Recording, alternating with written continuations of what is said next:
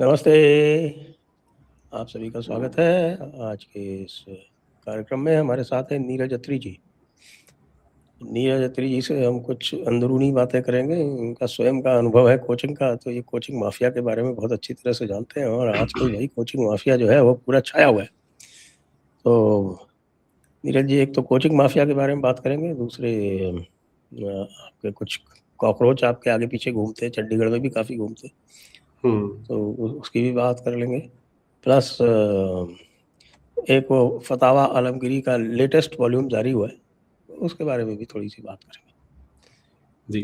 तो अब आप ये बताएं मुझको कि ये जो कोचिंग माफिया है पटना का, एक तरफ खान सर है और दूसरी तरफ कोई रोशन आनंद है, ज्ञान बिंदु वाला, तो इनमें जो झगड़ा चल रहा है वो पुराने जमाने में तो डिबेट हुआ करती थी सनातनियों में और बौद्धों में, तो वो तो ज्ञान को लेके हुआ करती थी। और अभी ये जो कोचिंग माफिया में झगड़ा चल रहा है, ये कौन से ज्ञान को लेके हो रहा है? ऐसा है ना, जो आपने कहा ट्रेडिशन थी शास्त्रार्थ की, तो अब ये शस्त्र अर्थ करने लग गए हैं। है? शास्त्रार्थ नहीं कर रहे हैं। शास्त्रार्थ की और जगह पे शस्त्रार्थ। हाँ, और क्योंकि एक तो मलेच्छ है, दूसरी तरफ वाला अभी हमें पता नहीं क्या है, तो इनके साथ तो शास्त्रार्थ वाली परंपरा मुझे लगता है संभव नहीं है। और जो इनकी आपस में जो राइवलरी बोल सकते हैं हम इसे, बिजनेस राइवलरी, तो बहुत समय से चल रही थी। और जो दूसरे ज्ञान बिंदु वाले हैं, जो लोग हमें बताते हैं, मेरा फर्स्ट हैंड कोई इनके साथ कोई संपर्क तो नहीं है, कि वो जो उसका जो क्वालिटी ऑफ टीचिंग है वो कंपैरेटिवली ये खान वाले से बेटर थी, और रिजल्ट भी उसके बेटर आ रहे थे। लेकिन खान सर का जो वो सिस्टम था, फैजल खान का सारा सोशल मीडिया का सिस्टम और वायरल कराने का, और वो आंखों से लेजर बीम निकालने वाला, तो लाइमलाइट वो ले जाता था। और क्योंकि साथ साथ ही थे, इनके प्रेमिसेस भी साथ साथ ही थे, तो ज्ञान बिंदु वाले के अंदर ये एक तरह से एक रिजेंटमेंट थी कि यार काम मैं ज्यादा कर रहा हूँ और ये ले जाता है, जो मलाई मलाई है वो ज्यादा चाट जाता है। तो मुझे लगता है उसी की परिणति हम देख रहे हैं कि इस तरह से हुआ है। और कोई नई चीज नहीं, वहां पटना के लोग तो बहुत पहले से ये चीजें जानते हैं। और दूसरा जो अभी मेजॉरिटी व्यू है वो यही है कि जो क्या नाम है उनका, रोशन आनंद है, ऐसा कुछ नाम है, कि वो रोशन आनंद या हाँ यादव। ऐसे ही कुछ नाम है कि वो नहीं, यादव, यादव नहीं है शायद, चलिए ज्ञान जो बिंदु भी है। वाला यादव है, ज्ञान बिंदु वाला यादव अच्छा, है। अच्छा, कि कंपैरेटिवली बेटर आदमी है in most of the senses. और जो खान सर हैं वो तो बिल्कुल, वो आते थे अपना, जैसे पुरानी फिल्मों में अमिताभ बच्चन की गेस्ट अपीयरेंस नहीं हुआ करती थी कभी कभी, कि पहले एक वो ऑरा तैयार किया जाएगा, फिर अमिताभ बच्चन आएगा और दो चार डायलॉग मारेगा और फिर चला जाएगा।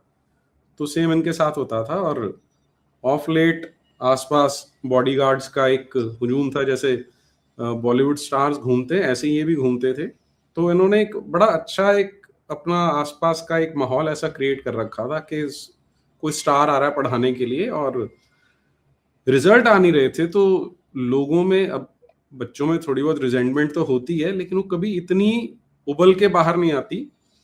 और कंसिडरिंग कि जितना पैसा यहाँ पर स्टेक पे था दोनों में, तो लोग कह रहे हैं कि ये तो हमें कब से एक्सपेक्टेड था, पहले झड़पें तो पहले भी नहीं, लेकिन वो सारी की सारी जिसे बोलते हैं ना ब्रशिंग अंडर द कारपेट हो जाती थी, कि मामला निकलता नहीं था। इस बार वो क्योंकि सीसीटीवी फुटेज भी आ गई और सामने वाला भी झुकने को तैयार नहीं था, और खान सर ने कुछ ज्यादा ही, वो कहते हैं ना, biting more than you could chew, तो ज्यादा थोड़ा बड़बोलेपन में कर गए, तो मैनेज नहीं कर पाए वो इस बार।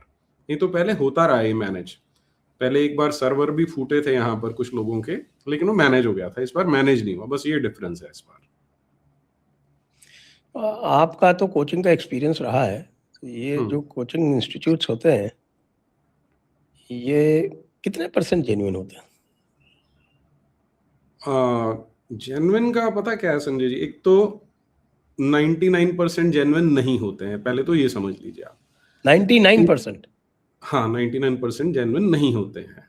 और वो आप उसकी इकोनॉमिक से समझ सकते हैं। आप स्वयं रहे हैं सिविल सर्विसेज में, तो देश में 10, 11, 12 लाख लोग अपीयर होते हैं, निकलते कितने हैं? 2 डिजिट्स में निकलते हैं। तो जैसे ही बच्चा क्लासरूम में पहुंचता है, 1 लेक्चर, 2 लेक्चर, 3 लेक्चर में सामने वाले टीचर को पता लग जाता है कि निकलेगा कि नहीं निकलेगा। जिन्होंने निकलना होता है वो कोई 1000 में से 1 होता है। सिविल सर्विसेज का एग्जांपल लेंगे तो 1000 में से 2000 में से 1 होता है, वो भी आप वहां ये जो एस्टैब्लिश्ड सेंटर्स हैं वहां पहुंच जाएंगे तब आपको ऐसा मिलेगा। तो वो जो 1 आधा 2 होते हैं, 3 होते हैं, उनके लिए एक अलग कमरा होता है।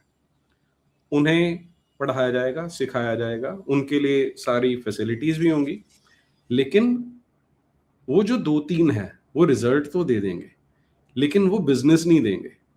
बिजनेस किसने देना है? जो बाकी के 500 का क्लासरूम है तो उसमें जो बाकी के 498 498 बच्चे बैठे हैं, बिजनेस तो वो देने वाले हैं।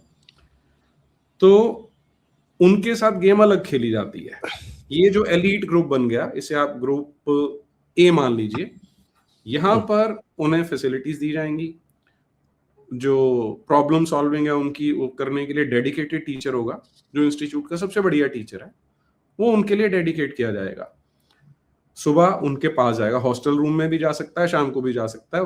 तो they are at the back, जो टीचर्स हैं they are at the back and call of such 2-3 student जो इंस्टीट्यूशन में होते हैं। बाकियों के लिए फिर वो सब स्टैंडर्ड टीचर होंगे जो कम सैलरी पे रखे जाएंगे, और उन्हें इंस्ट्रक्शंस दी जाती हैं कि तुम्हें पढ़ाना तो है, लेकिन ये बच्चे क्योंकि एवरेज हैं या बिलो एवरेज हैं, तो ये तुम्हारी एकेडमिक क्वालिटी देख के टिकने वाले नहीं है, वो भाग जाएंगे। तो बीच में थोड़ा हल्का फुल्का मजाक भी करना है, कोई गर्लफ्रेंड बॉयफ्रेंड वाला जुमला छोड़ देना है बीच में, तो इन्हें एंटरटेन करके रखना है। तो जो एक्सक्लूसिव टीचर हैं वो उधर डेडिकेटेड हो गया, जिसने इन्फोटेनमेंट देनी है कि थोड़ी इन्फॉर्मेशन भी जाती रहे, कि बच्चा पेज भी थोड़ा काला करेगा, और एंटरटेनमेंट भी होता रहे, वो भी करेगा। तो वहां से ब्रेड एंड बटर मिलता है। तो ये तो एक एस्पेक्ट है। दूसरा आता है कि हम सब देखते हैं कि फ्रंट पेज पे 3-3, 4-4 इंस्टीट्यूशंस एक ही बच्चे की फोटो फ्लैश कर रहे होता है। हाँ कई बार तो 20-20 कर रहे होते हैं। हाँ, तो उसका भी इकोनॉमिक्स बड़ा सिंपल है कि बच्चा जैसे ही सिलेक्ट हो जाता है, उसने single digit AIR rank hit कर दिया, वो नीट में है या उसमें IIT JEE में है, किसी भी एग्जाम में है, तो उसके घर ये लोग पहुंच जाते हैं अटैची लेके। कि ये ना, उससे पहले वाला स्टेप बताता हूं पहले तो मैं आपको, कि जो एस्टैब्लिश्ड कोचिंग सेंटर्स हैं वो आसपास के जो छोटे कोचिंग सेंटर्स होंगे या इंडिविजुअल टीचर्स होंगे, उनके पास इनके सेल्स टीम वाले अप्रोच करते हैं कि आपके जो बच्चे हैं, हमारी एक टेस्ट सीरीज चल रही है, उसमें एनरोल करवा दीजिए। तो जो इंडिविजुअल टीचर है, छोटा वो है, उन्हें लगता है कि हम उतना शायद इनको एक्सपोजर अपने इंस्टीट्यूट में नहीं दे पाएंगे, तो कोच इनकी टेस्ट सीरीज ज्वाइन करा देते हैं और फ्री में हो जाएगी। और कुछ केसेस में वो टीचर को, कोचिंग सेंटर वाले को, कोई 500 रुपए, 1000 रुपए, 2000 रुपए, 5000 बच्चा दे भी देते हैं, तो बच्चा टेस्ट सीरीज ज्वाइन कर लेता है। लेकिन उसमें खेल क्या होता है? सारा खेल होता है बच्चे की फोटो का। वो फॉर्म भरवा लिया और फोटो ले ली। अब वो बच्चा उनके इंस्टीट्यूट में नहीं पढ़ा, वो उस साल हुआ, 2 साल बाद हुआ, जब भी सिलेक्ट होगा तो उसकी फोटो वो डाल देंगे अपनी एडवर्टाइजमेंट में कि ये बच्चा हमारे वहां से सिलेक्ट हुआ। नीचे स्टार लगा होगा, टेस्ट सीरीज। अगर स्टार लगाएंगे, कोई किसी के जरा सा जमीर जगा हुआ है तो वो स्टार लगा के बोल देगा टेस्ट सीरीज वाला है, अदरवाइज उसे अपना रेगुलर स्टूडेंट दिखा दिया जाता है। एक तो ये खेल हो जाता है, लेकिन इसमें एक रिस्क रहता है कि वो बच्चे के पेरेंट्स उठ के सवाल खड़ा कर सकते हैं कि यार हमारा बच्चा तो यहाँ पे पढ़ा ही नहीं था। मोस्टली नहीं करते, लेकिन कुछ कर भी सकते हैं। तो उसके लिए फिर दूसरा इलाज होता है, वो होता है भरा हुआ ब्रीफ केस। वो बच्चे के माँ बाप को ऑफर कर दिया जाता है कि ये लो जी। तो पेरेंट्स भी सोचते हैं कि यार ठीक है, हमने अपने बच्चे इतने पैसे लगाए हैं, अब अगर पैसा आ रहा है तो ले लो। तो पैसे ले लेते हैं, फोटो दे देते हैं और वो छप जाती है। फिर उससे अगली स्टेज आती है जहां पर के बच्चे के, आजकल जो नया ट्रेंड है उससे रील बनवाई जाती है। वो अगर आप YouTube पे देखना शुरू करेंगे ना तो दिखाएंगे आपको कि मैंने तो देखे हैं वो कि बच्चा नाच भी रहा है, साथ में उसके माँ बाप को भी नचा देते हैं। फिर वो क्लिप जो है वो अपने व्हाट्सएप ग्रुप्स में वायरल किए जाते हैं कि देखो जी हमारा बच्चा था, ये सिलेक्ट हो गया है। तो जो मैंने बोला 99% वो इस एंगल से आप समझ लीजिए कि मैक्सिमम पेरेंट्स के बच्चों को एक सपना बेचा जाता है। ये ठीक वैसे ही जैसा वो मदरसों में बेचा जाता है कि तुम्हें हूरें मिलेंगी वहां जाके, तो सपना तो कोई पूरा होने वाला नहीं है ना, वो गुड्स डिलीवर होने हैं। तो सेम यहाँ पे जो खेल है वो खेला जाता है कि आपका बच्चा आ गया है, हम पढ़ाएंगे, हमारी कोचिंग A क्लास है। और दूसरा एक जो इसमें क्या किया जाता है, टीचर को भी पता है कि इसने सिलेक्ट नहीं होना, लेकिन पेरेंट्स को समझा देंगे, उनको बोल देंगे अगर कि भाई ये वो मटेरियल नहीं है, आप इसमें पैसे इन्वेस्ट मत कीजिए, तो फिर वो अपने पेट पे लात मारने वाली बात होती है। तो उसमें वो 3-4 स्टैंडर्ड फ्रेजेस होते हैं जो हमेशा यूज किए जाते हैं, आपने भी सुने होंगे कभी ना कभी, कि आपका बच्चा ना केयरलेस मिस्टेक्स कर जाता है, सिली मिस्टेक्स कर जाता है, इसलिए इसके मार्क्स कम आते हैं। है तो बड़ा इंटेलिजेंट लेकिन केयरलेस थोड़ा सा। हाँ, अच्छा, इसमें होता क्या है कि बच्चा भी सेटिस्फाई हो जाता है कि यार मैं अपने माँ बाप के सामने एक्सपोज नहीं हुआ, ठीक है। माँ बाप का वो सपना जगा रहता है कि चलो ठीक है अगली बार बच्चा कर लेगा, जबकि वो टीचर इंस्टीट्यूट को पता होता है कि बच्चा नहीं करने वाला है। दूसरा क्या होता है कि इसने ना थोड़ा सा अटेंशन इसकी डिविएट हो रही है, आप इस पे थोड़ा सा ध्यान दीजिए। अब ये वेग स्टेटमेंट है, वो पेरेंट्स क्या सोचेंगे कि पता नहीं लड़की के चक्कर में पड़ा है, पता नहीं इंस्टाग्राम रील्स के चक्कर में पड़ा है। तो कभी भी इंस्टीट्यूशन को ब्लेम नहीं जाएगा उसका, वो ब्लेम बच्चे पे रह जाएगा, और बच्चे पे भी ब्लेम वेग सा रहेगा कि वो पैसे तो देते रहे, जो इंस्टॉलमेंट बाकी की देनी है वो तो मिलती रहे, बच्चा छोड़ के भी ना जाए। तो जो गाजर है वो हमेशा टंगी होती है कि तुम्हें 72 पूरे मिलने वाली हैं भाई, तू लगा रहा है इसमें। तो ये कहानी है इसमें। बड़ा इंटरेस्टिंग है। मुझे तो याद है कि हमारे ज़माने में भी कोचिंग इंस्टीट्यूट हुआ करते थे। मैंने एग्ज़ाम दिया था 84 में और 85 में, तो उस समय भी कोचिंग इंस्टीट्यूट होते थे। मैं दिल्ली गया भी था, एक कोचिंग इंस्टीट्यूट में मैंने एनरोल भी कराया था, और मेरे ख्याल से उनके यहाँ से पास होने वाला मैं अकेला था। लेकिन उन्होंने ऐसा कुछ भी नहीं किया जो आजकल होता है। हाँ, तब नहीं होता था ना संजय जी, उस समय टीचर्स में इंटेग्रिटी होती थी। आप अपने टाइम के हालांकि मैं ये कहूँगा कि उनका जो स्टफ था वो 90% पढ़ाने वाला जो स्टफ था वो कचरा था। अच्छा, जो पढ़ाते थे, मतलब मैं तो बताया कि भाई मैं तो इंजीनियरिंग का स्टूडेंट था, मेरीन इंजीनियर था, और मैंने हिस्ट्री और पॉलिटिकल साइंस ऑफर की थी। और जो हिस्ट्री के जो टीचर थे वो थोड़े दिनों बाद तो मेरे से क्लास दिलवा देते थे, खुद बैठ जाते थे। अच्छा।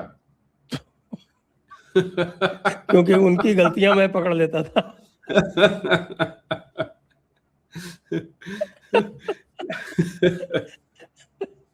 ये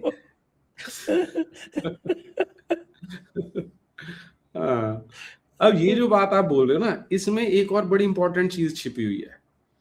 वो ये है कि सिलेक्शन हमेशा उसका होगा जिस बच्चे में अपनी मोटिवेशन है, अपना स्पार्क है, अपनी एफर्ट डाल रहा है, वो दूसरे से एक कदम आगे काम कर रहा है, वो सिलेक्ट होने वाला है। तो आप में वो रहा होगा, इसलिए आप निकलेंगे। आप उस इंस्टीट्यूट में नहीं जाते तो भी आपने निकलना था। क्या मैं ठीक कह रहा हूं? हाँ, नहीं वो तो देखिए पहली अटेम्प्ट में मैं जरूर वहां गया था, दूसरी अटेम्प्ट में नहीं गया था। एग्जैक्टली, ये बात हमारे देश के मैं पेरेंट्स को आईएएस समझनी है। में फर्स्ट अटेम्प्ट में अलाइड में था, सेकंड अटेम्प्ट में आईएएस में आया, तो सेकंड अटेम्प्ट में मैं कहीं नहीं गया। ये चीज हमारे देश के पेरेंट्स को पता होनी चाहिए संजय जी, क्योंकि जब आपने अभी माफिया वर्ड यूज किया ना, माफिया क्या करता है, वो ऑर्गेनाइज्ड गैंग होता है जो लूटने का काम करता है। यहाँ पर अनफॉर्चुनेटली, अब सारे टीचर ऐसे नहीं होंगे, लेकिन बहुत सारे टीचर्स ऐसे हैं जिनका काम ही ये बन गया है, जो मैं आपको मॉडस ऑपरेंडी बता रहा हूँ, वो ऐसे काम करते हैं।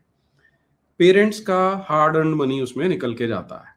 लेकिन पेरेंट्स को भी ये चीज समझ में आनी चाहिए कि अगर बच्चे में अपने अंदर स्पार्क है, उसमें वो सेल्फ मोटिवेटेड है और वो एक्सप्लोर करता है, पेरेंट्स उसे गाइडेंस दे सकते हैं कि भाई ये पैटर्न आता है। और आजकल तो बड़ा आसान है, आप यहाँ पे इंटरनेट से चीजें समझ सकते हो कि क्या पेपर का ट्रेंड है, क्या पिछले 10 साल का ट्रेंड रहा है, क्या करिकुलम है। आजकल बच्चा अंधेरे में रह ही नहीं सकता अगर वो जरा सी भी एफर्ट डाल लेता है। तो वो कोचिंग सेंटर पे नहीं भी जाएगा तो भी सिलेक्ट हो जाएगा। मैंने आईआईटी जेईई में ट्राइबल एरिया से बच्चे सब 100 रैंक लाते हुए देखे हैं जिन्होंने कोचिंग नहीं ली है। 500 से कम रैंक लाते हुए वो बच्चे देखे हैं जो कभी किसी कोचिंग सेंटर में नहीं गए और घर पे बैठ के काम किया। किसी को उसके किसी चाचे ने बता दिया, बड़े भाई ने बता दिया, तो मोटी मोटी गाइडेंस मिल जाती है, वो लेनी भी चाहिए कि एक जनरल डायरेक्शन पता होनी चाहिए। अदरवाइज तो बच्चे की अपनी एफर्ट है, उसके अंदर उसका एप्टीट्यूड है, उसका एटीट्यूड है, वो करेगा। अदरवाइज आप वहां जाएंगे तो आप फंसेंगे। और हमने कितनी डिस्कशंस की, ये जो आजकल ये दृष्टि IAS और ये जो लोग हैं तो अवध ओझा है, ये क्लासरूम में चटपटी बातें तो बहुत करते हैं, बच्चों को मजा भी खूब आता है, लेकिन जिस ऑब्जेक्टिव से आपने भेजा था वो बच्चे का पूरा नहीं होता। ऑन द कॉन्ट्रेरी, जो उसके अंदर ये फेमिनिज्म डाल देना, वामपंथी कचरा डाल देना, तो बच्चा, पेरेंट्स का पैसा तो जाता ही जाता है, बच्चे के 2 साल 3 साल वो भी जाते हैं, उसकी हेल्थ भी जाती है, साथ ही साथ उसका जो माइंड स्पेस है उसमें इतना कचरा भर देते हैं कि वो एक और बहुत बड़ा डेंजर आज की डेट में हो चुका है। क्योंकि इन्होंने अपनी ये जो पर्सनैलिटी या इन्फ्लुएंसर वाली ऑरा बना ली है, तो बच्चा उससे इंप्रेस हो जाता है कि वो जो विकास दुष्कीर्ति आ रहा है या खान सर आ रहे हैं, तो एक ऑरा बनती है कि यार आज इनकी क्लास लगने वाले है। वो आके जब कचरा डालता है दिमाग में तो बच्चे वो कचरा लेके घर में आते हैं। तो ये भी एक बहुत बड़ा आज की डेट में मुझे लगता है एक बहुत सीरियस थ्रेट है बच्चों के लिए, मेंटल हेल्थ के लिए। आपका सब्जेक्ट तो फिजिक्स था ना? मेरा तो फिजिक्स था। ये सिविल सर्विसेज वाले तो मैंने अब एक्सप्लोर करने शुरू किया ना कि इसमें कितना गंद है। साइंस में ये चीज ऑलमोस्ट अनटच्ड है, वहां पर ये प्रॉब्लम नहीं आ रही है। वहां कैसे, जैसे हमारे जो कोटा में जो होता है वो कोटा वालों को भी कोचिंग माफिया कहा जाता है। हाँ देखिए संजय जी, है बाय एंड लार्ज तो माफिया ही कहेंगे आप इसे, क्योंकि सपना बेच के बच्चों से और माँ बाप से पैसे निकलवा रहे हैं, जबकि उन्हें भी पता है कि बच्चा सिलेक्ट होने वाला नहीं है। अब ये जो कोटा जैसे सेंटर है वहां पर एक और प्रॉब्लम खड़ी हो जाती है, ये साइंस वालों के साथ भी है, बाकियों के साथ भी है, कि वहां पर कुछ बच्चों को 2-3 महीने में समझ आ जाता है कि यार हमारे बस का नहीं था, हम यहाँ पे आ गए हैं। तो अब कुछ जिन्हें लगता है कि माँ बाप ने बहुत मेहनत से पैसा दिया है, वो एडमिट करके वापस चले जाते हैं। लेकिन कुछ जो ये चीज नहीं सोचते हैं, प्लस जो एफ्लुएंट फैमिली से आते हैं जिन्हें पता है यार पैसे वैसे की चिंता नहीं है, वो फिर वहां पर जिसे हम आम भाषा में लौंडियाबाजी बोलते हैं ना, कि वो लड़के लड़कियों वाले चक्कर में वहां पड़ जाते हैं।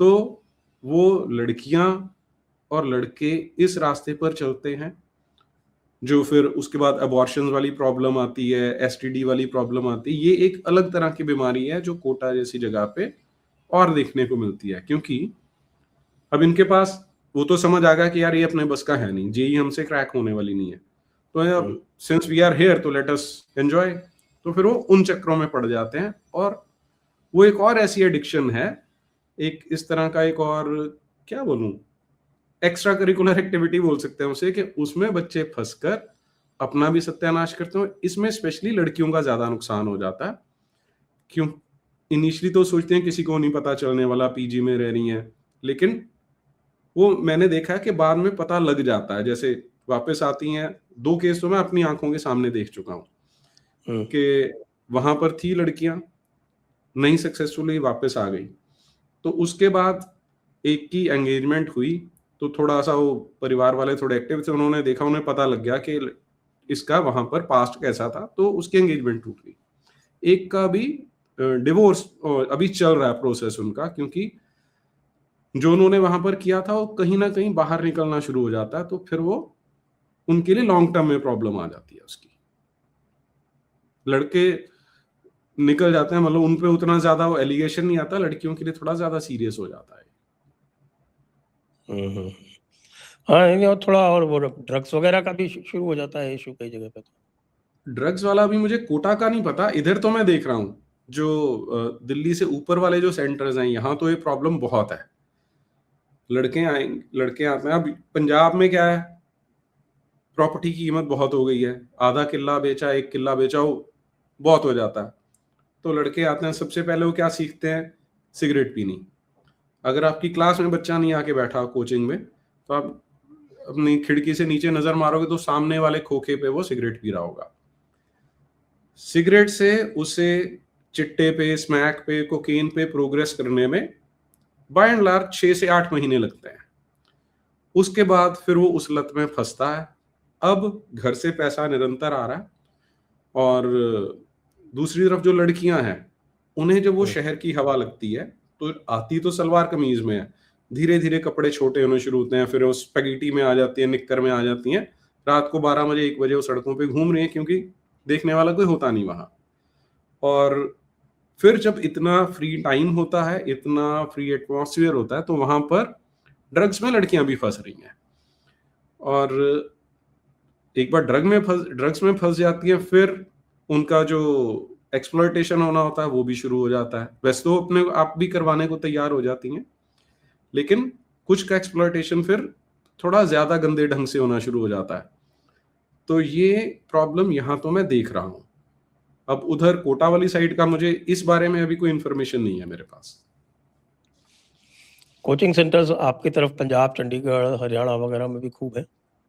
बहुत है, खूब सारे हैं, और आसपास के बच्चे आते ही हैं वहां पर, और सपने लेके, माँ बाप तो सपनों के साथ भेजते हैं, कुछ आते भी सपने के साथ हैं, लेकिन यहाँ आने के बाद फिर वो सपने टूटते हैं और बहुत बुरी हालत में जाते हैं। अच्छा, एक चीज और, एक ट्रेंड जो ऐसे सेंटर्स पे हमेशा होता है, जब एग्जाम की डेट पास आ जाती है, उससे 15 दिन 20 दिन पहले एक सुगबुगाहट शुरू हो जाती है, विस्परिंग शुरू होती है कि पेपर मिल रहा है, पेपर मिल हाँ, रहा है।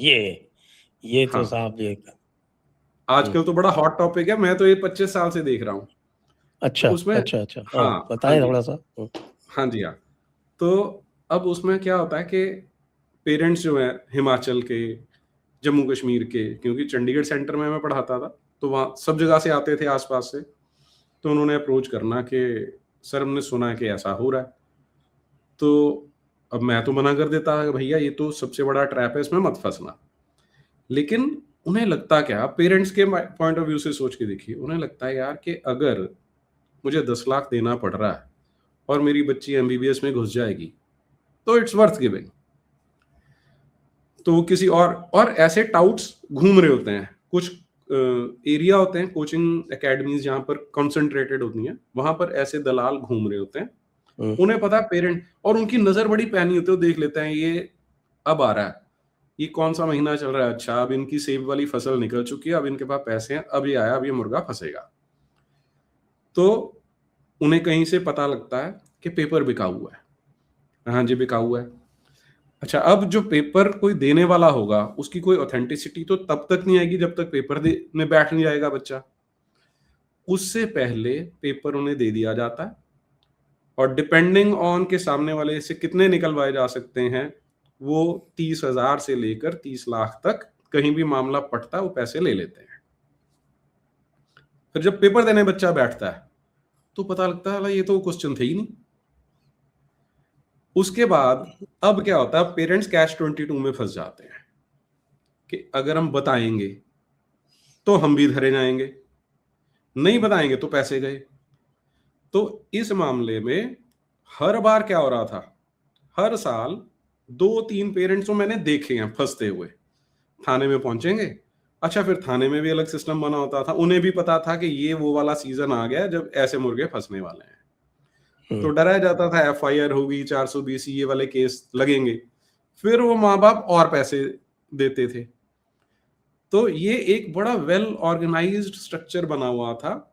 पेपर जेन्युइनली लीक बहुत रेयर होता था, लेकिन इस चक्कर में जो फेक पेपर लीक होता था उसमें बहुत पेरेंट्स फंसते थे। और फेक पेपर लीक करते करते कुछ लोग जो है जिनकी रेपुटेशन ज्यादा हो जाती है, वो इस तरह से भी मैनेज कर लेते हैं। हमारे यहाँ तो पूरा एक राजस्थान में आरपीएससी, जो राजस्थान पब्लिक सर्विस कमीशन है, उसमें तो एक बड़ा जबरदस्त रैकेट चला, और वो एक गहलोत साहब के जमाने में उन्होंने जो है वो सारी नियुक्तियां आरपीएससी के मेंबर्स की वो जाति वाले कोटे पे शुरू कर दी। अच्छा। अब वो जाति वाले कोटे पे जो लोग आते थे तो वो तो इसी अंडरस्टैंडिंग से आते थे कि यहाँ पर हम आए हैं तो कुछ कमाएंगे, ऐसे थोड़े ही है। और फिर उसके चक्कर में पेपर लीक और दुनिया भर के नेटवर्क और दुनिया भर के दलाल टाउट्स ये सब फ्लरिश करने लगे, और खूब सारे पेपर लीक हुए, खूब सारे पूरी आपकी पीएससी की, कम से कम आज भी जैसे यूपीएससी की विश्वसनीयता है कि भाई यूपीएससी का पेपर लीक, कभी नहीं सुना कि भाई यूपीएससी का पेपर लीक हुआ। लेकिन स्टेट पब्लिक सर्विस कमीशन के तो रोज सुनते हैं।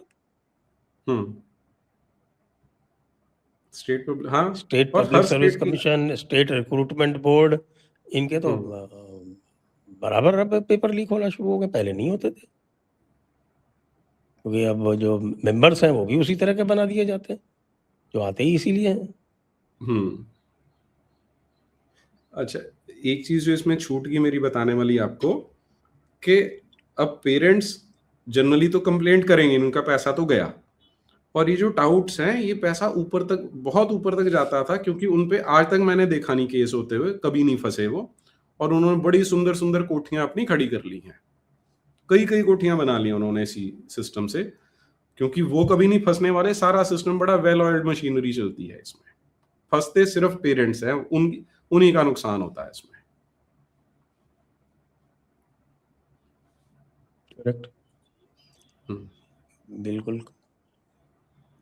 तो ये जैसे कुछ इंस्टीट्यूशंस ने खासतौर से कुछ स्पेशलाइजेशन किया, कुछ ने आईआईटी में किया, कुछ ने नीट में किया है, और कुछ ने यूपीएससी में किया है। तो ये जो आपकी आईआईटी वाली कोचिंग होती, क्योंकि आप तो आईआईटी वाली कोचिंग कर रहे थे, तो आईआईटी में वैसे तो देखा जाए कि सीट्स बहुत हैं। अब तो बहुत हो गई है सीट्स, तो अब बहुत, इतने सारे आईआईटीज हो गए, सीट्स तो खूब हो गई हैं। तो इसका मतलब तो ये हुआ कि भाई इसमें तो और ज्यादा आसान हो गया होगा इस तरह से लूटना। इस तरह से लूटना दो चीजें होंगी ना संजय जी, एक तो सीट्स बढ़ गई हैं, उसके साथ होता क्या है कि पेरेंट्स के सपने भी मतलब उनकी जो एक्सपेक्टेशन है सिलेक्ट होने की, उन्हें लगता है प्रोबेबिलिटी भी बढ़ गई है, तो वो तो होता ही है। लेकिन इसमें मेन जो प्रॉब्लम कहाँ फंसती है, जहां पर आप उन बच्चों को एनरोल कर लेते हैं अपने इंस्टीट्यूशन में जिन बच्चों की सिलेक्शन आपको 100% पता है कि नहीं होने वाली है, उनकी एनआईटी में सिलेक्शन भी नहीं होनी, लोकल कॉलेज में भी नहीं होनी। ये देखिए, जैसे बड़े इंस्टीट्यूट हैं जो कोटा के, वो अपने खुद के एडमिशन टेस्ट लेते हैं, और वो जो है वो क्रीम को ही अपने यहाँ रखते हैं। ये जो काफी बड़े बड़े नाम भी ले सकते हैं तो उनमें ये सिस्टम है कि उनके एडमिशन टेस्ट होते हैं।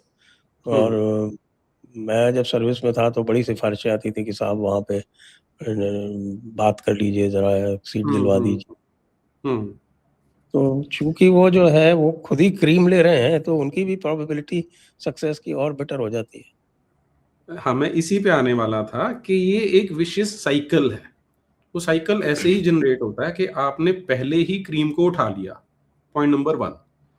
फिर उस क्रीम को आपने स्पेशल, आपको पता है इन्होंने सिलेक्ट होना, बस इन्हें जरा सा धक्का देने की जरूरत है। उनके लिए आपने अपने teachers physics, chemistry, maths, bio तीनों का एक एक उन पे डेडिकेट कर दिया कि ये इनका ग्रुप है, ये इस हॉस्टल में रहेंगे, तुम्हारा कमरा इसके नीचे है। टीचर अगर जो कुंवारे होते थे उनके नीचे उनका कमरा होता था, मैरिड भी है तो उसे बताया जाता था कि तूने इनकी प्रॉब्लम सॉल्विंग के लिए यहाँ पे आना है। ये एक एलीट बैच हो गया जेईई वालों का, जिसमें 40, 50, 100 बच्चे ये वाले हैं। बाकी के जो भरे हुए हैं, अब एक इंस्टीट्यूट है अगर उसमें 2000 से 3000, 5000 बच्चे हैं, तो ये 100 को आप निकाल दीजिए।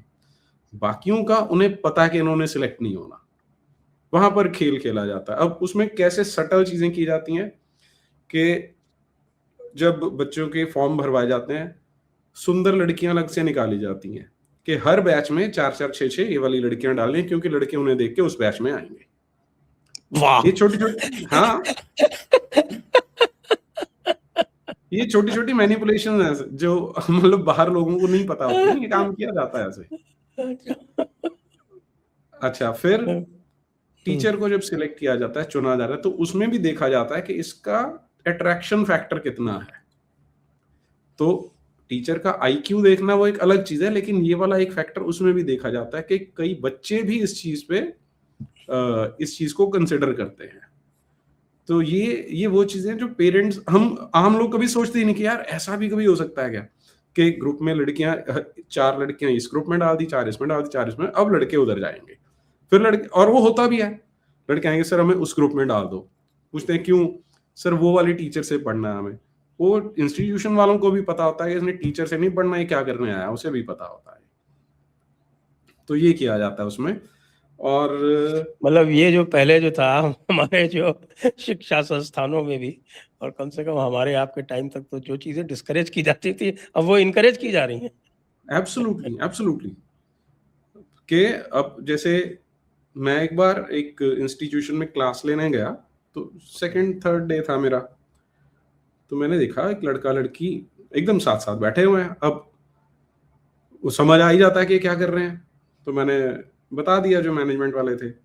बोले अत्री जी आप इसे इग्नोर करो, कोई बात नहीं। ये क्या बात हुई, इग्नोर करो? खैर एनीवे, तो अच्छा दूसरा एक और एग्जांपल बताता हूं आपको। हिमाचल से छुट्टियां होती हैं, 1 जनवरी से वहां छुट्टियां हो जाती हैं, तो हिमाचल से बच्चे नीचे आ जाते हैं पढ़ने के लिए, तो उनके लिए अलग से बैच बनते हैं। तो क्योंकि वो 2-3 महीने का समय होता है, तो वो कंडेंस्ड बैच होता है, इसमें आपको ऐसे पढ़ाना है। तो मैंने इंसिडेंटली ज्वाइन ही 1 जनवरी को किया था, तो मुझे वैसे बैच मिल गए। अच्छा, पढ़ाना शुरू किया तो लगभग 1-1.5 महीना हो गया, तो एक दिन मेरे मुंह में छाले हो गए, तो मैं बोल नहीं पा रहा था उस दिन। तो उस दिन मैंने बोला कि आज मैं बैठा हूँ, तो बोर्ड पे डिस्प्ले पे लगा दिया कि ये क्वेश्चन है, करो। तो जो सामने इंटेलिजेंट बच्चे बैठे थे उनसे बात होनी शुरू हुई कि कैसा चल रहा है तुम्हारा। तो एक वो बच्ची थी, वो रोने लग पड़ी। मैंने क्या हुआ? कहती है सर आप हो अकेले जो आते हो, कोर्स कराते हो और चले जाते हो। मैं क्या मतलब? बोली बाकी टीचर आते हैं, तो वो साथ वाले भी 2-3 जुट गए कि कोई आता है वो चुटकुले सुना के चला जाता है, कोई आता है वो बीच में गाना सुना देता है। तो मैंने सिलेबस कैसे पूरा होगा? बोले सिलेबस नहीं हो रहा है यहाँ पे, तो एंटरटेनमेंट हो रही है हमारी। तो मेरे लिए वो शॉकिंग था बड़ा।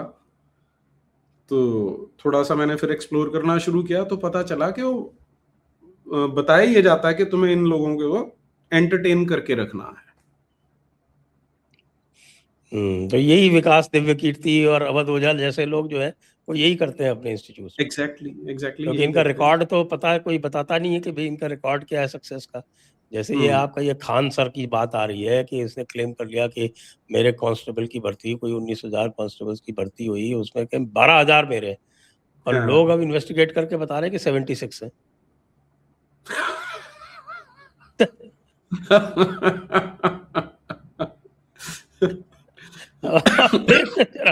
कोई रिलेशन है 12,000 और 76 में? और वो जो है वो आपके सोशल मीडिया पे अपना पूरा ऑरा बना के, वो सारा जो पहले जब उसके जाते थे मैं देखता था कि यार इसके ये 60-60 लाख कैसे चले जाते हैं व्यूज। तब तक मुझे बॉट फार्मिंग के बारे में पता नहीं था। तो भाई वो बॉट फार्मिंग में और उनमें सब में इन्वेस्ट कर करके और इस तरह से अपना वो ऑरा बना रहा है, और ऑरा बना के उसका यूज जो है वो उधर से पैसे खींचने में कर रहा है। इधर जो इन्वेस्ट कर रहा है आपके सोशल मीडिया में, बॉट्स में, उसका पैसा जो है वो दूसरों से उनसे निकाल रहा है। कहने के साहब उसके 500 के बैच होते हैं। यार 500 के बैच में क्या पढ़ाओगे आप? हाँ, वही तो पॉइंट ही वो है ना संजय, यही जो इकोनॉमिक्स है वो ऐसे ही काम करती है। वो एक बैच अलग, जो 76 बच्चे भी निकले होंगे ना इसके, उनका बैच अलग रहा होगा, वो उन 500 में नहीं पढ़ेंगे। वो 500 जो हैं वो इनका ब्रेड एंड बटर है। और साइकिल जो मैं विशेष साइकिल की बात कर रहा था कि आपने वो बच्चे अलग से निकाल लिए जिनका पता आपको सिलेक्शन होनी है, और 1 साल बाद फोटो उनकी फ्रंट पेज पे छप जानी है।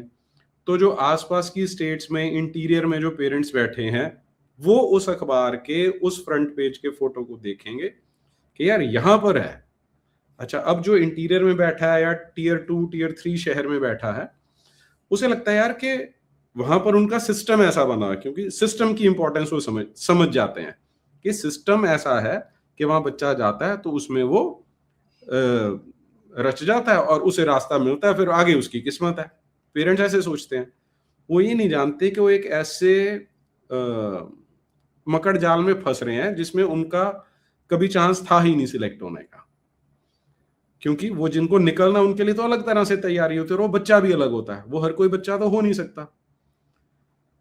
फिर एक और इसमें जो एस्पेक्ट आता है वो आता है जो पीजी का, कि पीजी और हॉस्टल बनाए जाते हैं, वो भी एक मनी स्पिनिंग, वो भी एक और एस्पेक्ट होता है जहां से पैसा स्पिन किया जाता है। वर्स्ट खाना मिलेगा, मैक्सिमम पैसे चार्ज किए जाएंगे, तो बच्चे की सेहत भी वहां पे मरती है। और पीजी वालों से भी वो कट लेते हैं। वो हाँ, सारी सेटिंग अब तो क्या करते हैं, अपने ही बड़ा मकान लिया, उसमें छोटे छोटे कमरे करके पार्टीशन बना के पर बेड देना शुरू कर दिया। चंडीगढ़ में जब मैं देखता था, वहां यूनिवर्सिटी के पास वाले जो सेक्टर्स हैं, वहां तो सिस्टम ही ये बना दिया उन्होंने, छोटे छोटे कमरे, या एक कमरे में जहां 2 बेड लगने थे 3 बेड लगा के पर बेड उसके चार्जेस लेने शुरू कर दिए। और टिफिन सिस्टम लगवा दिया है, जहां पे वो टिफिन बनते हैं, वो किचन आप देख लेंगे, आप सोचेंगे यार ये लोग, इनका पेट रोज खराब क्यों नहीं होता, इतनी बुरी स्थिति है वहां पर। लेकिन वो बिल्कुल पिटेंस दे के डब्बा, जो एक उनको टिफिन मिलता है जो 100 रुपए में आता है, सॉरी, जो इंस्टीट्यूशन को मिलेगा 60 रुपए में, वो सामने उनको जाएगा 200 रुपए में। तो अपनी बिल्डिंग्स बना के हॉस्टल वहां बना दिए, जहां पीजी को दिया जा रहा है वहां पर कमीशन पे दिया जा रहा है, और खाने में से हर चीज में से कट है, हर चीज में से कट है। और एक चीज जो मैं बीच में मिस कर गया बतानी, बच्चे क्या करते हैं उसमें फिर, कि समझ में आ गया कि यार सिलेक्शन तो होने वाली नहीं है, तो मौज मस्ती में लग जाते हैं। घर में फोन करेंगे कि हमें किताब खरीदनी है, तो पेरेंट्स पैसे भेज देते हैं, किताब तो खरीदनी नहीं होती। अच्छा, फिर कुछ पेरेंट्स जो थोड़े से ज्यादा डिलीजेंट होते हैं, वो बोलते हैं अच्छा मैं आऊंगा तो मैं लेके दूंगा, तो फिर वो बच्चे को साथ लेके जाते हैं दुकान पे, वहां से किताब खरीद के लेके देते हैं, तो पेरेंट्स निश्चिंत होकर वापस चले जाते हैं। वो बच्चा अगले दिन उसी काउंटर पे वापस जाता है, 75% में वो किताब उन्हें वापस दे के 25% अपनी जेब में डाल लेता है। जो सेकेंड हैंड बुक शॉप्स हैं, वहां जाके वहां पर परसेंटेज और कम हो जाती है, 40% में ले लेते हैं। तो ये हर तरह से आप देखेंगे, वो वाइस सिटी एक मूवी मैंने देखी थी, बिल्कुल वैसा बन जाता है। तो इसमें एक बड़ा फैक्टर जो है वो स्कूल एजुकेशन का पूरी तरह से अप्रासंगिक होना जो है वो इसका मुझे लगता है सबसे बड़ा कारण है। School education is almost irrelevant. बिल्कुल, आपने एक ऐसा सिस्टम क्रिएट कर दिया जिससे 12वीं के बोर्ड मार्क्स की वैल्यू ही निग्लिजिबल हो गई है, और इसीलिए बच्चा सोचता है कि यार यहाँ स्कूल में तो कुछ सीखना ही नहीं है। डमी स्कूल की कॉन्सेप्ट जो है कि कोटा में तो सारे डमी स्कूल चलते हैं, वहाँ कोटा में जो जितने तो भी है पूरी इंडस्ट्री पूरी बनी है कोटा में तो इस चीज पे। ये दिल्ली में भी आपको मिलेगा, चंडीगढ़ में भी मिलेगा, बेंगलोर में भी मिलेगा। अब तो मैं सब सिटीज में देख रहा हूँ ना, ये सिस्टम हो गया कि आसपास जो पेरिफेरी में स्कूल बने हुए हैं जिनमें वैसे कोई एडमिशन नहीं लेता, वहां पे डमी एडमिशन हो जाती है, कागजों में सब चल रहा है, बच्चा कोचिंग सेंटर में जाके बैठा है। तो ये जो हमारा, इसीलिए ऐसे ऐसे कि साहब के आईएएस टॉपर जो है वो आपके बोर्ड एग्जाम में 75% नहीं ला पाया। हाँ हाँ, नहीं पहले तो ये भी हुआ था, ऐसे केसेस भी मैंने देखे कि बच्चे का 12वीं के बोर्ड में 50% भी नहीं आया और वो उधर 2 डिजिट्स में रैंक लेके आ रहा है। ऐसा एक्सेप्शंस में हुआ था, लेकिन हुआ ये भी है।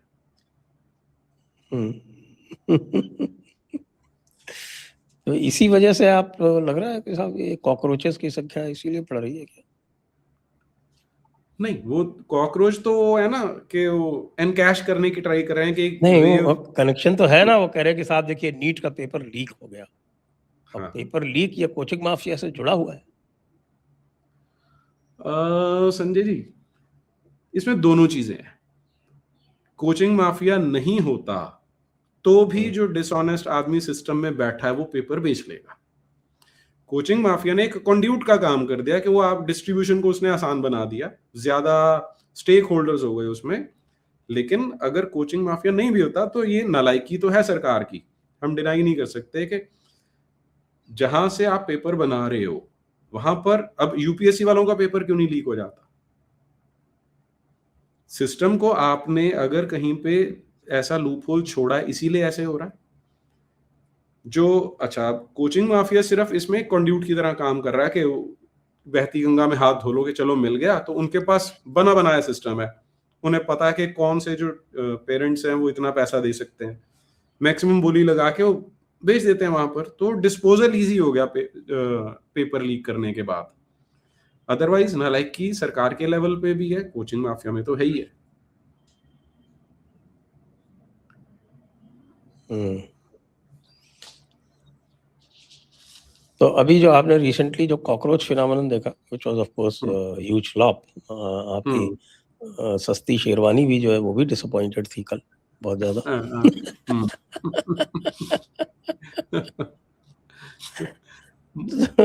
इसको इसको आप क्या टिपिकल एक लेफ्टिस्ट डिस्ट्रैक्शन देखते हैं, या ये कि तो जेन्युइन जेन्युइन ग्रीवेंस नहीं, का कोई आउटपोर मुझे ये देखते हैं आप?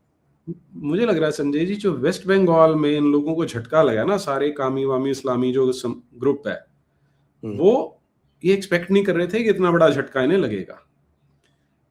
इन्हें था कि वहां पर थोड़ी बहुत इनरोड कर लेगी बीजेपी, लेकिन सत्ता में नहीं आने वाली, और सत्ता में भी आएगी टूटी फूटी, तो मैनेज के देर सवेर वेस्ट बंगाल वाला किला इनका गिरेगा नहीं। लेकिन वहां पर जो रिजल्ट आया, मुझे लग रहा है उसने इनको रैटल कर दिया बुरी तरह से। और जो यही इनकी वो कुंठा जो है वो आपको शेरवानी में दिखाई दे रही है, इन लोगों में दिखाई दे रही है। और मेरा जो अपना हंच है वो ये है कि वो पहले से प्लान तैयार करके बैठे थे कि अगर ममता हारेगी, वहां पर एक किला गिरेगा, तो we have to think of something. तो वो प्लान तो पहले से होगा, सिर्फ वो सूर्यकांत जी का जो शब्द था कॉकरोच, उसने उन्हें एक ट्रिगर दे दिया कि तुम इसे यूज करके वेव वेव बनी रही है, तो दो तीन चीजें एक साथ हो गई। ममता का गिरना, पेपर का लीक होना, और सूर्यकांत का कॉकरोच बोलना। उन्होंने उसे क्लब करके एक वेव क्रिएट करने की कोशिश की, लेकिन वो ठुस हो गई। और अब जो ये टूल किट वाला सिस्टम है ना, हमारे देश में इतनी इजीली सफल होने वाला नहीं है वो, क्योंकि लोग देख चुके हैं पहले। अभी आज क्या 2026 में है, 14 साल पहले ही तो डिसइल्यूजन किया अरविंद केजरीवाल ने। तब कितनी होप के साथ लोग कितने जुड़े थे, कितने लोग विदेशों से छोड़ छोड़ के आए कि हम काम करेंगे, देश बदलना है, समाज बदलना है।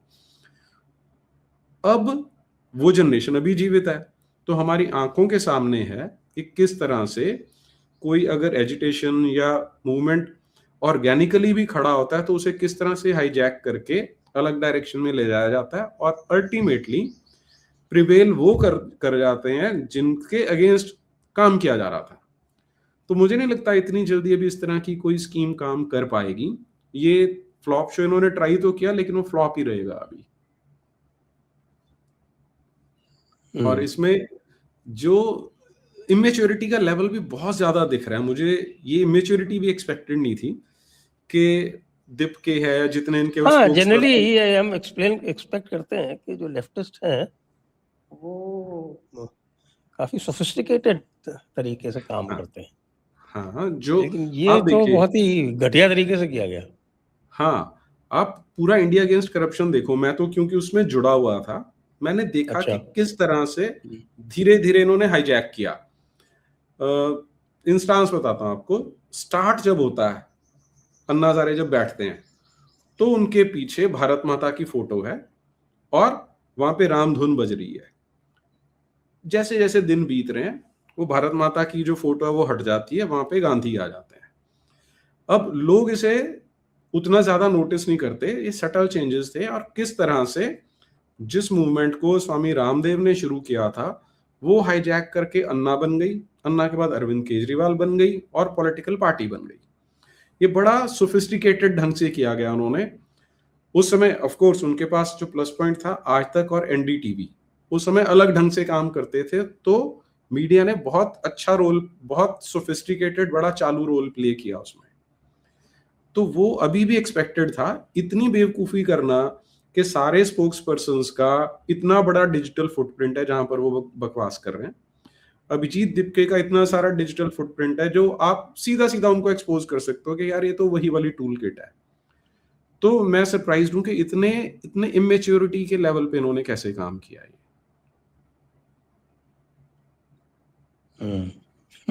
लगता है कि उनको भी जो झटके पे झटके लगे हैं, पॉलिटिकल पावर जीरो हो गई है, उसका रिफ्लेक्शन यहाँ भी है। डेस्परेशन है, ये डेस्परेशन है। अच्छा, बंगाल की बात आई तो हमने 2-4 बार अपने दीन की दावत और जो दूसरे जो इस्लाम से संबंधित जो डिस्कशंस हैं उसमें हमने ये डिस्कस किया कि भाई भारत संभवतः पूरे विश्व में 2-4 एग्जाम्पल्स में ही एक है जहां इस्लाम को पुशबैक मिला। ये पश्चिम बंगाल वाला पुशबैक कैसा है? पुशबैक मैं तो देखिए प्लेजेंट सरप्राइज है मेरे लिए। तो मुझे नहीं लग रहा था, क्योंकि अगर मैं सिंपल मैथमेटिक्स देखता हूं कि एक तरफ एक टीम है जिसकी काउंटिंग 27% से शुरू हो रही है कि 27% वोट बैंक को अपनी जेब में लेके बैठी है। दूसरी तरफ जो अमित शाह की अच्छा, वो पार्टी जो है, 27% है उसका वेट जो है, क्योंकि वो 90% प्लस वोट करती है, तो उसका वेट जो है वो जाके कहीं 32-33% हो जाता है। बिल्कुल ठीक, बिल्कुल ठीक है। इसीलिए मुझे एक्सपेक्टेड नहीं था कि बीजेपी इतनी बड़ी इनरोड्स ले आएगी। और अमित शाह ने क्या इंजीनियरिंग करी है, मैं 2-3 चीजें देखता हूँ इसमें संजय जी। एक तो कि जो ममता और इस्लामिस्ट लॉबी थी शायद वो बिल्कुल ही इतने ब्रेजन हो गए कि उन्होंने जो रिवर्स पोलराइजेशन है उसमें बहुत हेल्प किया। तो more of a BJP victory में ऐसे डिफीट ऑफ टीएमसी देखता हूं जो उन्होंने स्वयं इनवाइट की। लेकिन not taking anything away from BJP और अमित शाह और जो इन्होंने वहां पे काम किया, तो ये इस्लाम के लिए तो बहुत बड़ा सेटबैक है। क्योंकि यू पहले ये सोच रहे थे कि जो गजवाए हिंद वाली जो इनकी वो जो बीमारी है वो यूपी से शुरू होगी, तो वहां योगी ने इनको ढक्कन लगा के अच्छे से दबा दिया था। अब इनके पास जो होप थी वो 2 जगह थी, केरल में और वेस्ट बंगाल में। केरल से भी बहुत ज्यादा वेस्ट बंगाल में थी, क्योंकि एक तो बड़ा कंपैरेटिवली बड़ा स्टेट है, प्लस वहां पर होल्ड ज्यादा था इनका, प्लस साथ में इंटरनेशनल बॉर्डर लग रहा था, तो वहां से एक बांग्लादेश का अनलिमिटेड सप्लाई मिल जानी थी इनको जिहादियों की। इसलिए वेस्ट बंगाल अब इन्होंने सोचा था लॉन्चिंग पैड बनेगा हमारा गजवाए हिंद का। तो उस हिसाब से देखें तो ये इन जिहादियों के लिए बहुत बड़ा सेटबैक है वेस्ट बंगाल का, और हमारे लिए बहुत बड़ा ब्रीदर है ये। If we can get our act together, तो जो इनकी प्लान थी वो 2004-7 वाली, अब उसे ध्वस्त किया जा सकता है। I am very very positive about this. Yes, बिल्कुल। और दिख भी रहा है, क्योंकि मेरे कई लोगों से जिनसे बात हो रही है वो कह रहे हैं कि साहब कि ना केवल ये भाग रहे हैं जो बांग्लादेशी हैं, ये तो भाग ही रहे हैं, जो आपके मुसलमान हैं बांग्लादेश के, खास तौर से महिलाएं, उनमें घर वापसी के प्रति रुचि बढ़ गई है अचानक। देवदत्त से बात हुई थी मेरी भी। इसमें अच्छा फालता वाला जो रिजल्ट है उसे देखिए आप। जिस दिन मेन वो हुआ था ना, इलेक्शन हो रहे थे जिस दिन चल रहे थे, उस दिन दिल्ली में हम बैठे थे, देवदत्त मांझी बैठे थे सामने, हम देख रहे थे टीवी पे जब वोटिंग चल रही थी। तो फालता का कुछ वहां पे न्यूज चल रही थी, तो मुझे तो आइडिया नहीं था, तो देवदत्त से पूछा मैंने। वो बोला कि फालता में तो बीजेपी का आना ऑलमोस्ट इम्पॉसिबल है, नहीं आ पाएगी। तो लेकिन अब देखिए ऐसी जगह पे भी बीजेपी आ गई है, तो इसलिए वो नहीं, उसका इम्पोर्टेंट इसके दूसरी तरह से भी और देखता हूँ मैं कि वहाँ पर जो हिंदू पॉपुलेशन है उससे ज़्यादा वोट लेके आई है। तो जब उसका मैंने इन्वेस्टिगेशन किया कि क्या भाई मुसलमानों ने वोट दिया क्या, तो पता चला नहीं। वेट जो था हिंदू वोट का, वो जो उनकी संख्या है 69-70%, उससे अधिक, यानी उन्होंने 90% प्लस वोटिंग दी, और मुसलमानों की वोटिंग जो है वो जो हमेशा होती थी वो 75-80% रह गई। तो ये अच्छा 71.1% वोट लेके जीते हैं, जहां पॉपुलेशन ही 69% है। हाँ, ये है खेल इसमें। और इस समय जो पब्लिक का जो आउटपोरिंग है पूरे बंगाल में जिस तरह से दिख रहा है, उत्तर प्रदेश में योगी जी को बनाया गया, योगी जी के नाम पे चुनाव नहीं लड़ा गया था। योगी जी चुनाव में थे, उनके मुख्यमंत्री बनने के बाद में जो कुछ भी वहाँ हुआ वो संकेत सारे ऊपर से आए, यहाँ सारे संकेत समाज से आ रहे। मतलब ये तो मुझे तो याद आ रहा है कि भाई वो जो अनुशीलन समिति इत्यादि बनी थी बंग भंग आंदोलन के विरोध में, बंग भंग के विरोध में जो आंदोलन हुआ था उसमें उस तरह का पुनर्जागरण सा दिख रहा है। बहुत बहुत बढ़िया है। तो इससे अच्छी खबर मुझे लगता है पिछले 5 साल में नहीं मिली होगी हमें। मैं तो 5 की जगह 50 मानता हूँ। हाँ, ये भी क्या ठीक बात है, क्योंकि तो अनप्रेसिडेंटेड है। इसका जो है वो आगे के जो भी संभावना है वो बड़ी सुखद है। दूसरी बात ये है कि अब हमें और भी देखना पड़ेगा, जैसे अब फतवा आलमगीरी का जो चौथा भाग है वो हमने पब्लिश कर दिया है, और उसको भी आप देखें कि शत्रुबोध का जागरण तभी होगा जब आप उनके सिद्धांत पढ़ेंगे। और जो भी लोग कहते हैं कि साहब ऐसा नहीं है वैसा नहीं है, इस्लाम शांति का मजहब है इत्यादि इत्यादि, उनको ये सब तभी समझ में आएगा जब वो इसको पढ़ेंगे। जैसे इसमें 3 किताबें हैं बड़ी बड़ी किताबें हैं। किताबुल शिरकत जो है वो पार्टनरशिप, ये कमर्शियल पार्टनरशिप की बात हो रही है इसमें। अच्छा। फिर किताबुल वक्फ, और वक्फ की किताब में जो कुछ लिखा हुआ है उसको आप पढ़ेंगे किताबुल वक्फ में, तो आप पाएंगे कि जो इन्होंने वक्फ बनवाए हैं उससे बिल्कुल उलट है। अच्छा। बिना लिखत पढ़त के वक्फ हो ही नहीं सकता। अच्छा। तो अब इसमें थोड़ी आपकी भी सहायता की आवश्यकता पड़ेगी। इसका हम सोच रहे हैं एक चैटबॉट बना लें जिससे लोगों को बड़ी आसानी से जो भी उनके प्रश्न हो उसके उत्तर भी मिलते जाए। फिर एक किताबुल बुयू परचेज, तो इस्लामिक सिद्धांत जो है वो हर चीज में लागू होते हैं। अच्छा, ये तो पढ़ना पड़ेगा फिर। तो बिल्कुल पढ़ना पड़ेगा साहब। पुराने वाले तो आपने पढ़े ही हैं, आपने देख ही हाँ, लिया वो तो वो पढ़ लिए कैसे थे। हाँ, कैसे तो हाँ, उन पे तो डिस्कशन हो चुकी है हमारी, ये रह गया अभी। डिस्कशन हो चुकी है, ये रह गया। हाँ, इसको भी पढ़े, दीन की दावत में डिस्कस करेंगे इसको। जी जी। तो जो चैटबॉट्स में एक्सपर्ट है वो सजेशन दे सकते हैं कि भाई इसको किस तरह से एक्टिवेट किया जाए जिससे कि ये जो इस्लामिक विजडम है, महान ज्ञान है, वो सभी को सरलता से उपलब्ध हो सके। ये वो कैसे जमील काटा जमाली, जाएगा, कैसे मारा जाएगा, कैसे वो जमील कैसे जमाली का एक जिना किया डायलॉग नहीं जाएगा। रुकिए पहले, वो कहता ना कि सियासत और सगा एक सेंटेंस में नहीं बोले जाते, जमील जमाली का डायलॉग, तो वैसे ही इस्लाम और ज्ञान एक सेंटेंस में नहीं बोले जाते।